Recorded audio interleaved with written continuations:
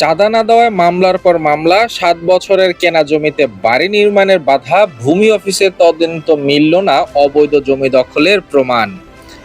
বেনাপোল প্রতিনিধির পাঠানো তথ্যচিত্রে দেখুন বিস্তারিত। যশোরের শার্শা উপজেলার বেনাপোলের ভবরবের গ্রামের বাড়ি নির্মাণে প্রতিবেশীর করা একাধিক মামলার কারণে ব্যবসায়ী মাসুম হোসেনের চলমান বাড়ি নির্মাণ কাজ বন্ধ হয়ে যায়।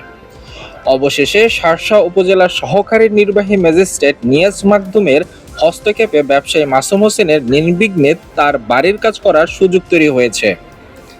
স্থানীয়রা জানায়, প্রতিহিংসার বশবর্তী হয়ে প্রতিবেশী সাইফুল ইসলাম মিথ্যা ও হয়রানিমূলক মামলা দিয়ে তাকে আর্থিক ও সামাজিকভাবে ক্ষতিগ্রস্ত করার চেষ্টায় প্রতিবেশী মাসুমের নামে একাধিক মামলা করে।